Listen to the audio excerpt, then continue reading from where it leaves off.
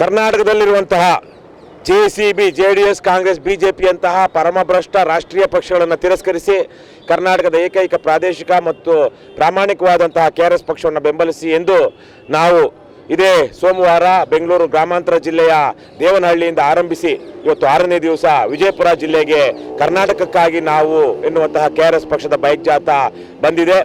ಇದು 16ನೇ ಜಿಲ್ಲೆ. ಕಳೆದ 6 ದಿವಸಗಳಲ್ಲಿ ಸುಮಾರು 1,500 ಕಿಲೋಮೀಟರ್ಗಳನ್ನ ಸಾಗಿ ನಾವು ಇಲ್ಲಿಗೆ ಬಂದಿದ್ದೇವೆ. ಇವತ್ತು ಕರ್ನಾಟಕದಲ್ಲಿ BJPಗೆ ಮತ್ತು ಕಾಂಗ್ರೆಸ್ಗೆ ವ್ಯತ್ಯಾಸ ಇಲ್ಲ. ಇನ್ನೊಂದು ಪಕ್ಷ ಇದೆ JDS, ಅದು ಇವತ್ತು part of the team BJP. ಅದಕ್ಕೆ ಎಷ್ಟೋ ಜನ JDS candidates BJP ಚಿಹ್ನೆಯಲ್ಲಿ ನಿಲ್ತಾರಂತೆ, BJP candidates JDS ಚಿಹ್ನೆಯಲ್ಲಿ ನಿಲ್ತಾರಂತೆ. ಈ ತರಹದ ಒಂದು ರಾಜಕೀಯ ವಿಚಾರದಲ್ಲಿ BJP ಮತ್ತು JDS ತಿರುತವಾಗಿದೆ. ಇನ್ನು ಕಾಂಗ್ರೆಸ್ ಅಂತೂ ಪರಮಭ್ರಷ್ಟರು, ಜೈಲ್ ರಿಟರ್ನ್ ಇರುವಂತಹ ಪಕ್ಷ. ವಿಶೇಷವಾಗಿ ಇವತ್ತು BJPಯಲ್ಲಿರುವಂಥವ್ರು ಬಹುತೇಕರು ಕಾಂಗ್ರೆಸ್ಸಿಂದ ಆಪರೇಷನ್ ಮಲ ಆಗಿ ಹೋದಂಥವ್ರು. ಮತ್ತು ಇವತ್ತಿರುವಂತಹ ಕಾಂಗ್ರೆಸ್ನಲ್ಲಿರುವಂತಹ ಹಲವಾರು ಜನ ಬಹುತೇಕವಾಗಿ ಮುಂದಿನ ದಿನಗಳಲ್ಲಿ BJPಗೆ ಹೋಗುವಂಥವ್ರು. ಇಂತಹ ಒಂದು ಇವತ್ತಿನ BJP ಅತಿ ದೊಡ್ಡ ಬಲ ಅಂದರೆ ಕಾಂಗ್ರೆಸ್ಸು, JDSನಂತಹ ಇಷ್ಟು ದಿವಸಗಳ ವಿರೋಧ ಪಕ್ಷದಲ್ಲಿದ್ದಂತಹ ಅಂತಹ ಪಕ್ಷಗಳ ದೌರ್ಬಲ್ಯಗಳು, ವಂಶ ಪಾರಂಪರ್ಯ ರಾಜಕಾರಣ, ಭ್ರಷ್ಟಾಚಾರ, ದುರಾಡಳಿತ ಇಂಥವೆಲ್ಲವು. ಹಾಗಾಗಿ ಇವತ್ತು ಕರ್ನಾಟಕಕ್ಕೆ ಒಂದು ಸ್ವಚ್ಛ, ಪ್ರಾಮಾಣಿಕ, ಜನಪರ ರಾಜಕಾರಣದ ಪರ್ಯಾಯ ಬೇಕಾಗಿದೆ. ಆ ನಿಟ್ಟಿನಲ್ಲಿ ಕರ್ನಾಟಕ ರಾಷ್ಟ್ರ ಸಮಿತಿ ಪಕ್ಷ ಕಳೆದ 4 ವರ್ಷಗಳಿಂದ ನಿರಂತರವಾಗಿ ಹೋರಾಟಗಳನ್ನು ಮಾಡ್ಕೊಂಡು ಬರ್ತಾ ಇದೆ. ಲಂಚಮುಕ್ತ ಕರ್ನಾಟಕ ಅಭಿಯಾನದ ಹೆಸರಿನಲ್ಲಿ ಸರ್ಕಾರಿ ಕಚೇರಿಗಳಲ್ಲಿ, ಸರ್ಕಾರಿ ಆಸ್ಪತ್ರೆಗಳಲ್ಲಿ, ರೇಷನ್ ಅಂಗಡಿಗಳಲ್ಲಿ, ಹಾಗೆಯೇ RTOಗಳ ಭ್ರಷ್ಟಾಚಾರ ಇವೆಲ್ಲವನ್ನು 16 ಕಡೆಗಳಲ್ಲಿ ಧೈರ್ಯವಾಗಿ ವಿರೋಧಿಸ್ತಾ ಇವತ್ತು ರಾಜ್ಯದ ಜನರಿಗೆ ಒಂದು ಚೈತನ್ಯ ಮತ್ತು ಸ್ಫೂರ್ತಿಯನ್ನು ಕರ್ನಾಟಕ ರಾಷ್ಟ್ರ ಸಮಿತಿ ಪಕ್ಷ ಕೊಟ್ಟಿದೆ. ನಾವು ಅಸಹಾಯಕರು, ದುರ್ಬಲರು ಅನ್ನುವಂತಹ ಮನಸ್ಥಿತಿ ಇರುವಂಥವ್ರಿಗೂ ಸಹ ನಾನು ಸರ್ಕಾರಿ ಕಚೇರಿಗೆ ಹೋಗಿ ನನ್ನ ಹಕ್ಕನ್ನು ಕೇಳಬಹುದು, ಅದನ್ನು ವಿಡಿಯೋ ಮಾಡಬಹುದು, ಅವರೇನಾದ್ರು ದಬ್ಬಾಳಿಕೆ ಮಾಡಿದರೆ ನಾನು ದೂರು ಕೊಡಬಹುದು ಅನ್ನುವಂತಹ ಒಂದು ನಿಜವಾದ ಪ್ರಜಾಪ್ರಭುತ್ವದ ಹಕ್ಕುಗಳ ಮನವರಿಕೆಯನ್ನು ಇವತ್ತು ಕರ್ನಾಟಕ ರಾಷ್ಟ್ರ ಸಮಿತಿ ಪಕ್ಷ ಮಾಡಿದೆ.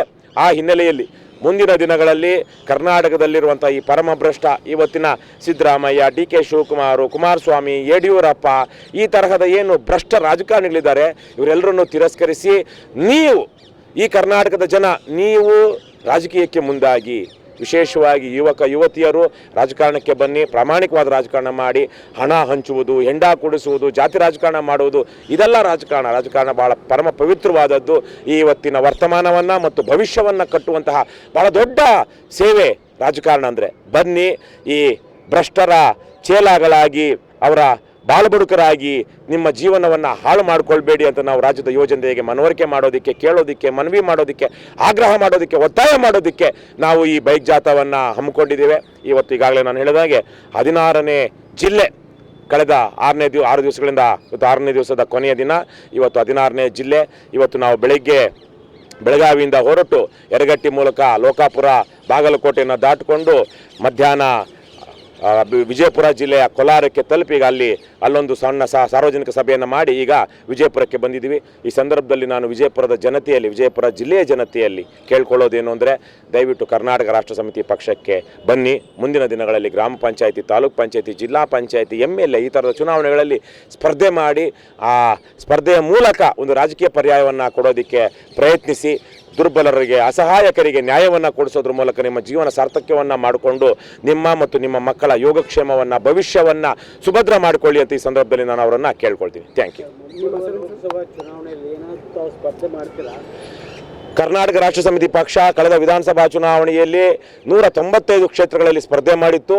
ಈಗ ಬರಲಿರುವಂತಹ ಇನ್ನೊಂದೆರಡು ತಿಂಗಳಲ್ಲಿ ನಡೆಯಲಿರುವಂತಹ ಲೋಕಸಭಾ ಚುನಾವಣೆಯಲ್ಲೂ ಸಹ ರಾಜ್ಯದ 28 ಕ್ಷೇತ್ರಗಳಲ್ಲಿ ಸ್ಪರ್ಧೆ ಮಾಡಲಿದೆ. ಈಗಾಗಲೇ ನಾವು ಲೋಕಸಭಾ ಚುನಾವಣೆಯಲ್ಲಿ ಸ್ಪರ್ಧೆ ಮಾಡುವಂತಹ ಅವರ ಸಂದರ್ಶನವನ್ನು ಸಹ ಮಾಡಿದ್ದೇವೆ. ಈಗಾಗಲೇ ಹಲವು ಜನರ ಅಂತಿಮ ಆಗಿದೆ. ಅವರೆಲ್ಲರ ಅಂತಿಮ ಆಗಿರುವಂತಹ ಸಂಭಾವ್ಯ ಅಭ್ಯರ್ಥಿಗಳ ಪಟ್ಟಿಯನ್ನು ಈ ಕರ್ನಾಟಕಕ್ಕಾಗಿ ನಾವು ಬೈಕ್ ಜಾಥಾ ಇದೇ ಮಾರ್ಚ್ 2ರಂದು ನೆಲಮಂಗಲ ಬೆಂಗಳೂರು ಗ್ರಾಮಾಂತರ ಜಿಲ್ಲೆಯ ನೆಲಮಂಗಲದಲ್ಲಿ ಸಮಾರೋಪ ಸಮಾವೇಶ ನಡೆಯಲಿದೆ. ಆ ಕಾರ್ಯಕ್ರಮದಲ್ಲಿ ನಾವು ಮೊದಲ ಪಟ್ಟಿಯನ್ನು, ಸಂಸತ್ ಚುನಾವಣೆಗೆ ಸ್ಪರ್ಧೆ ಮಾಡುವಂಥ KRS ಪಕ್ಷದ ಅಭ್ಯರ್ಥಿಗಳ ಮೊದಲ ಪಟ್ಟಿಯನ್ನು ನಾವು ಘೋಷಣೆ ಮಾಡಲಿದ್ದೇವೆ. ಇಲ್ಲ, ನಾನು ಬಹುಶಃ ಈ ಚುನಾವಣೆಯಲ್ಲಿ ಸ್ಪರ್ಧೆ ಮಾಡೋದಿಲ್ಲ. ನಮ್ಮ ಪಕ್ಷದಲ್ಲಿ ನಾನು ಈ ಚುನಾವಣೆಯಲ್ಲಿ ಸ್ಪರ್ಧೆ ಮಾಡೋದಕ್ಕಿಂತ ರಾಜ್ಯವ್ಯಾಪಿಯಾಗಿ ಓಡಾಡಿ ಪಕ್ಷವನ್ನು ಸಂಘಟನೆ ಮಾಡೋದು ಬಹಳ ಮುಖ್ಯವಾದಂತಹ ವಿಚಾರ ಅಂತ ಭಾವಿಸಿರೋದ್ರಿಂದಾಗಿ ನಾನು ಈ ಚುನಾವಣೆಯಲ್ಲಿ ಸ್ಪರ್ಧೆ ಮಾಡ್ತಾ ಇಲ್ಲ. ಆದರೆ ಹಿಂದೆನೂ ಅಷ್ಟೇ, ಈಗಲೂ ಅಷ್ಟೇ ನಾವು ರಾಜ್ಯಾದ್ಯಂತ ಪಕ್ಷವನ್ನು ಸಂಘಟಿಸ್ತಾ ಈ ಪರಮಭ್ರಷ್ಟ JCB ಪಕ್ಷಗಳಿಗೆ ಪರ್ಯಾಯವನ್ನು ಕಟ್ಟಬೇಕು ಅಂತ ಮಾಡ್ತಾ ಇದ್ದೀವಿ. ನನ್ನ ಒಬ್ಬನ ಚುನಾವಣೆ ಇಲ್ಲಿ ಮುಖ್ಯವಾಗಬಾರದು.